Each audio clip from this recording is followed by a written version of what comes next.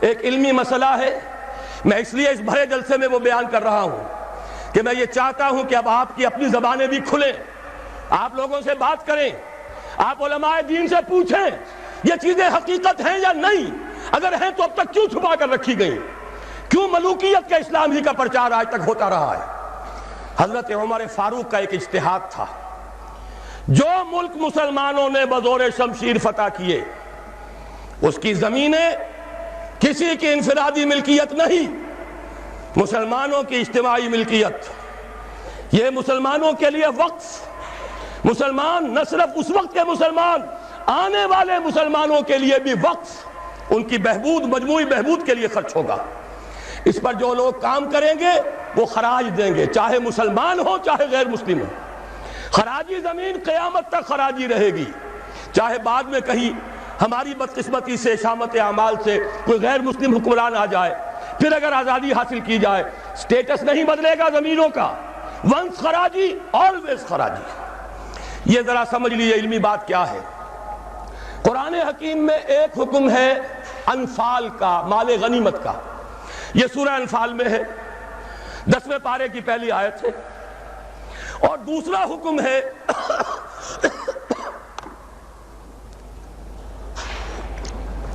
اموال فے کا، یہ سورہ حشر میں ہے۔ اموال غنیمت کا قانون یہ ہے کہ 5واں حصہ 1/5 بیت المال کا، 4/5 مجاہدین میں تقسیم ہو جائے گا۔ سوار ہے گھوڑا اور اونٹ بھی اس نے اپنا رکھا ہوا ہے تو اس کو 2 حصہ ملے گا، پیدل ہے اکیلا۔ اموال فے کیا ہے؟ کل کے کل بیت المال کے، کسی کا کوئی حصہ نہیں۔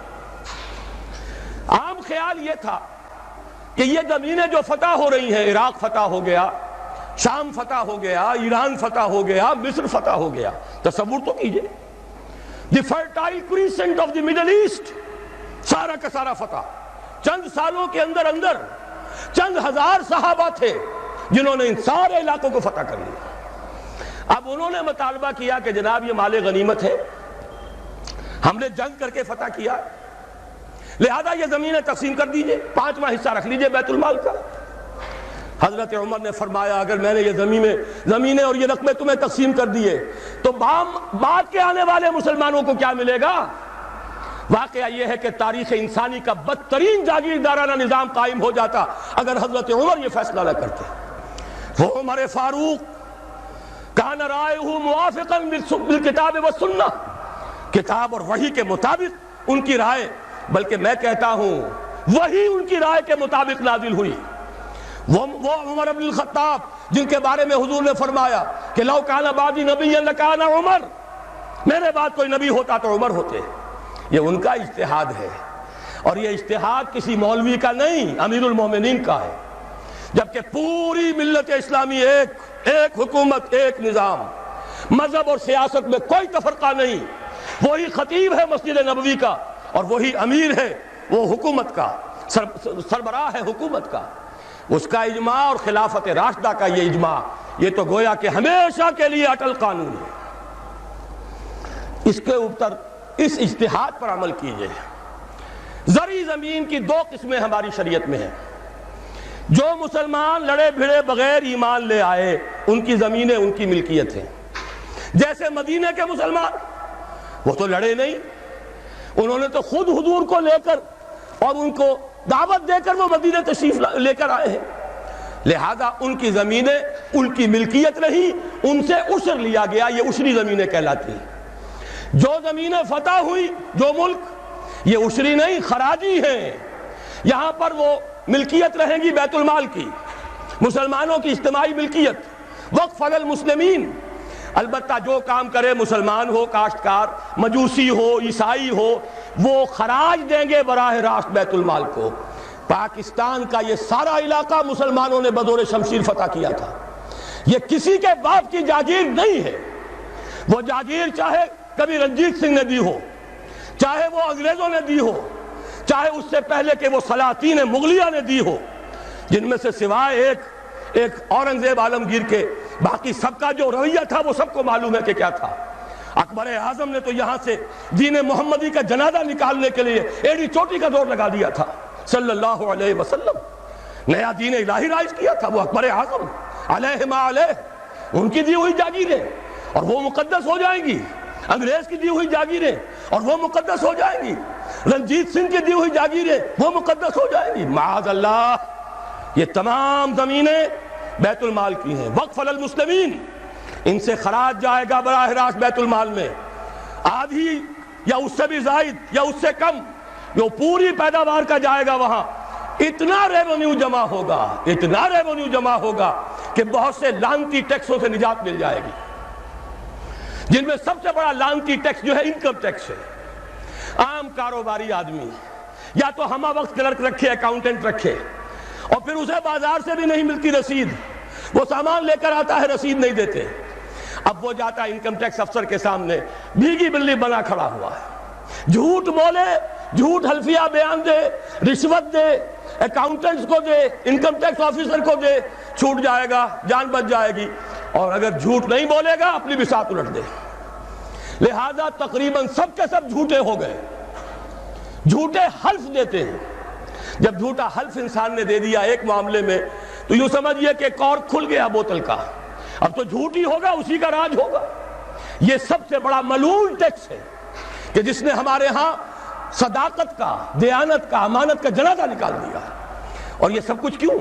اس لیے کہ جو اصل آمدنی کا ذریعہ ہے وہ تو ہم نے جاگیرداروں کو دے رکھا ہے. ان کے محل سج رہے ہیں، ان کے بڑے بڑے بنگلے ہیں، ان کے عیش ہیں. ہاری کو دیکھو، یہاں کے کاشتکار کو دیکھو. ایک صاحب نے ایک دفعہ کہا تھا جو پہلے لاہور میں رہتے تھے، پھر کچھ عرصے جا کر ایک دیہات میں مقیم ہوئے، کہنے لگے خدا کی قسم میں دیکھ کر حیران رہ گیا ہوں. پنجاب کا دیہاتی کاشتکار خود نہیں نہاتا، ہفتوں اپنی بھینس کو ضرور نہلاتا ہے، لیکن خود نہانے کا کوئی تصور نہیں. وہ حیوان سے بدتر ہو کر زندگی گزار رہا ہے. یہی حال ہاریوں کا ہے. یہی آپ جا کر دیکھیے وہ بیچارے بھیڑے بکریاں پالنے والے بلوچستان کا عام بلوچ. اور عیش کن کے ہیں؟ سرداروں کے. عیش کن کے ہیں؟ جاگیرداروں کے، زمینداروں کے. یہ سارا نظام ختم کر کے اور اس اجتہاد کی اصول پر یہ ساری زمینیں خراجی ہیں. اسی شہر لاہور کی بات کہہ رہا ہوں. ایک بہت بڑے مفتی صاحب، ان کے صاحبزادے نے مجھے بتایا کہ میرے والد صاحب کا قول یہ ہے کہ یہاں کی ساری زمینیں خراجی ہیں، عشری نہیں ہیں. لیکن جب انہی کے ہاں، انہی کے دارالعلوم میں ہمارے ایک ساتھی نے استفتاء لکھ کر بھیجا تو ان مفتی صاحب نے دستخط نہیں کیے، کسی اور چھوٹے مفتی سے، وہ جو مفتی صاحب ابھی سمجھئے کہ ابھی وہ ایکسرسائز ہی کر رہے ہیں، اپرینٹس ہیں، ان کے ہاتھ سے دستخط کروا کے بھجوا دیا. یہ تو عشری ہے. یہ حال ہمارے علماء کا ہو چکا ہے. کیوں ہو گیا ہے؟ یہ سارے ادارے کن سے چلتے ہیں؟ چندے کون دیتے ہیں؟ سرپرستی کون فرماتا ہے؟ وہ تو وہی لوگ ہیں. سرمایہ دار کا چندہ نہ ہو تو دارالعلوم نہیں چلے گا. سرمایہ دار کا چندہ نہ ہو تو یہ سارے جو بھی ٹھاٹھ بچھے ہوئے ہیں، جو بڑی بڑی مسندیں سجی ہوئی ہیں، جو بڑی بڑی جائیدادیں بن گئی ہیں، ریاستیں بن گئی ہیں، یہ کہاں سے آئیں گی؟ لہذا سچ بات کیسے کہی جائے؟ ان کے لیے ہیں مشکلات ہیں. لیکن اب ہمیں حقائق کو علل اعلان کہنا ہوگا. وہ جو اقبال نے کہا تھا، وہ شعر تو آپ کو سنایا جنرل صاحب نے، کس نہ باشد در جہاں محتاج کس، نقطۂ شرع مبینی نس تو بس. اور میں آپ کو شعر سنا رہا ہوں جو حرف قل لفظ میں پوشیدہ تھی اب تک، اس دور میں شاید وہ حقیقت ہو نمودار. اور میں ابتدا میں کہہ چکا ہوں علامہ اقبال کی بات، میں ان کا ادنا طالب علم ہوں. ویسے میں انہیں کوئی معصوم نہیں سمجھتا. ان کی عملی زندگی ہمارے لیے مثالی نہیں ہے، قابل تقلید نہیں ہے. ان کا فکر ہے جو بہت بلند ہے. مجھے آج کے دور میں، اس پوری صدی میں، فکر کے اعتبار سے ان کے قریب بھی کوئی شخص نظر نہیں آیا. آج تک 60ویں برس میں ہوں اپنی عمر کے میں، اور مطالعہ کر رہا ہوں کم سے کم 40 برس سے. لیکن یہ کہ اپنی جگہ ہے. عظمت ایک پہلو سے بہت ہے، دوسرے پہلو سے وہ ہمارے لیے کوئی واجب التقلید نہیں. عملی زندگی خود وہ کہہ گئے، اقبال بڑا اپدیشک ہے، من باتوں میں موہ لیتا ہے. گفتار کا یہ غازی تو بنا، کردار کا غازی بن نہ سکا. کوئی بات نہیں، اللہ معاف فرمائے گا عمل کو. بات صحیح کہی ہے، اور وہ یہ کہی ہے کہ دور ملوکیت میں اسلام کے چہرے انور پر جو پردے پڑ گئے تھے، آج وقت آیا ہے کہ ان پردوں کو اٹھا دیا جائے. ڈنکے کی چوٹ کہا جائے یہ زمینیں خراجی ہیں، کسی کی ملکیت نہیں ہے، کسی کے باپ کی جاگیر نہیں ہے. یہ سب مسلمانوں پر وقف ہے، ان کی بہبود کے لیے ہیں، ان سے خراج براہ راست جائے، نیا بندوبست اراضی کیا جائے۔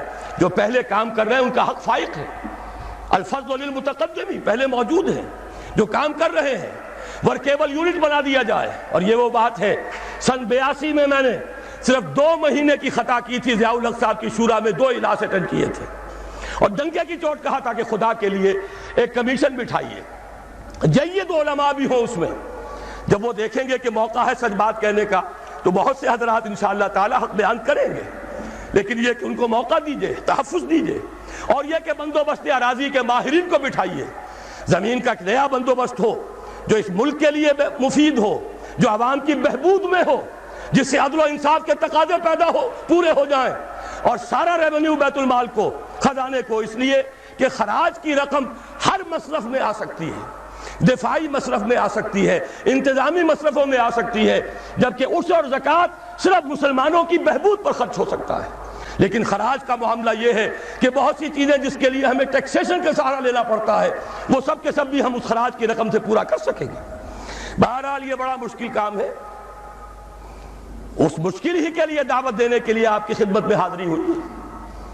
مشکل کے بغیر دنیا میں کبھی کچھ نہیں ہوا، قربانی کے بغیر کہیں اسے آپ توہین رسالت نہ سمجھ لیں، معاذ اللہ ثم معاذ اللہ، قربانی کے بغیر محمد الرسول اللہ والذین معہ،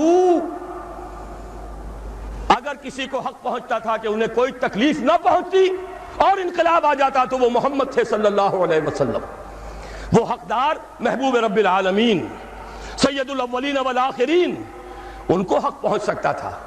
ان کے پاؤں میں صرف کانٹے نہیں چبھے، وہ تو ابتدائی بات ہے جب چچی بچھا دیا کرتی تھی دروازے کے باہر کانٹے لا کر، ان پر تو پتھراؤ ہوا ہے، ان کا جسم مبارک لہو لہان ہوا ہے، وہ 3 برس کے لیے شیب بنی ہاشم میں محصور رہے ہیں، شدید ترین فاقے آئے ہیں، وہ 3 دن غار ثور میں چھپے ہوئے رہے ہیں، اور وہاں آپ نے اپنے آپ کو جو ہے محفوظ رکھا ہے۔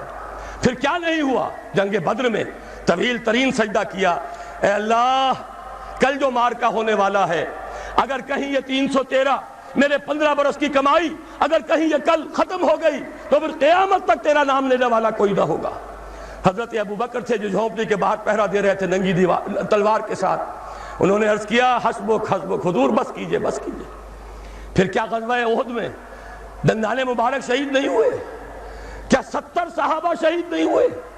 جن میں ایک حمزہ بھی ہے رضی اللہ تعالیٰ عنہ، اسد اللہ و اسد رسول ہی تو ہے ہی، چچا بھی ہیں، خالہ زاد بھائی بھی ہیں، دودھ شریک بھائی بھی ہیں، ساتھ کے کھیلے ہوئے ہم جولی بھی ہیں۔